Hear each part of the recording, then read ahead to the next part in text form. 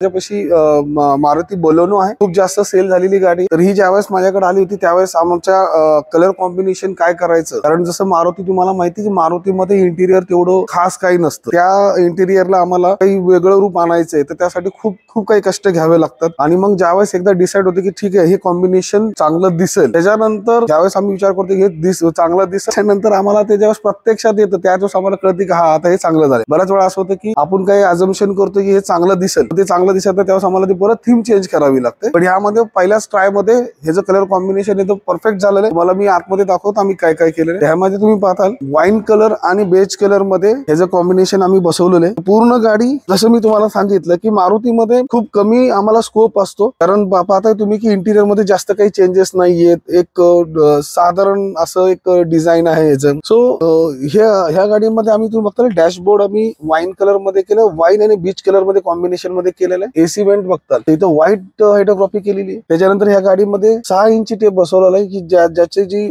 Bracket आहेत ब्रॅकेटला सुद्धा आम्ही मार्बल हायड्रोग्राफी जर तुम्ही बघताल तर बऱ्याच ठिकाणी मार्बल हायड्रोग्राफी तुम्हाला दिसेल या गाडीमध्ये. स्टेअरिंग बघताल तर स्टेअरिंग सुद्धा बेज कलर, वाईन कलर आणि मार्बल हायड्रोग्राफी ह्याच्यामध्ये आम्ही हे स्टेअरिंग बसवलेलं आहे. त्याच्यानंतर तुम्ही जर वरती पाहताल रूफ मध्ये म्हणजे खाली बऱ्याच वेळा ना गाडी समोर जशी दिसते, गाडीमध्ये बसल्यानंतर तो फील होतो की हा यार गाडीमध्ये काहीतरी मॉडिफिकेशन झालंय.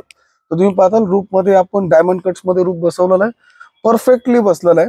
बऱ्याच वेळा होतं काय, मी बाहेरचे जे आमच्याकडे बरेचसे करेक्शन्सला येतात त्यामध्ये ना हे रूफ खाली लोंबलेला असतो. तर आम्ही हे रूफ पूर्णपणे वरच्या याला पेस्ट करतो, जेणेकरून आता या समर सीझन मध्ये ही गाडी आतमध्ये जास्त गरम होणार नाही, कारण ऊन जे आहे टपावर जे तापतोय ते आतमध्ये यायला त्याला जास्त हे नाहीये. म्हणजे ह्याचा एक फायदा हा पण आहे. माझ्या मते आम्ही पहिल्यांदा एक डिझाईन वापरलेली की ज्याच्यामध्ये हाफ जो कलर तो वाईन कलर आहे आणि बेज कलर आहे आणि त्याच्यामध्ये डायमंड कट्स दिलेले. कन्सोल सुद्धा चांगला झालेला आहे.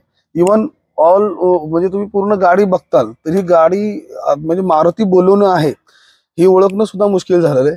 आणि जे म्हणलं होतं की आम्हाला खूप एफर्ट्स घ्यावे लागतात ज्यावेळेस असं काही मारुतीचे काही गाड्या आमच्याकडे येतात आणि त्याला एक काहीतरी वेगळं करायचंय, तर ते वेगळं करण्यामध्ये आम्हाला खूप जास्त कष्ट लागतात. आणि ज्यावेळेस त्या गाडीचं काम कम्प्लीट होतं त्यावेळेस लक्षात येतं की आता तुम्ही बघताल की इथं अँबिएंट लाईट सुद्धा बसवलेली आहे. आता या अँबिएंट लाईट बसवायला पण खूप हे लागतं. तुम्ही जर डोर स्पेशली तिथून तुम्ही डोर पाहताल तर त्या डोर मध्ये लेदर आम्ही बसवलेलं आहे. त्याच्यानंतर मार्बल हायड्रोग्राफी त्याच्यामध्ये केलेली आहे. त्यामुळे हा डोरचा लुक पण एकदम जबरदस्त उठून आलेला आहे. म्हणजे अशा खूप बारीक गोष्टीचा विचार करावा लागतो आम्हाला, जेणेकरून कस्टमर कसा सॅटिस्फाईड होईल. आणि किंवा ही जी गाडी या गाडीमध्ये ज्यावेळेस कोणी त्यांचे मित्र बसतील तर त्यांनी नक्की त्यांना म्हणले पाहिजे की गाडी खरंच खूप छान झालेली आहे. तर कस्टमरला तर ही गाडी आवडलेली आहे. तुम्हाला ही गाडी आवडली का नाही हे नक्की सांगा. आमच्या चॅनलला सबस्क्राईब करा, लाईक करा, नोटिफिकेशनचं बटन दाबा, म्हणजे जेणेकरून आमचे नवीन व्हिडिओ तुम्हाला पाहता येतील. धन्यवाद.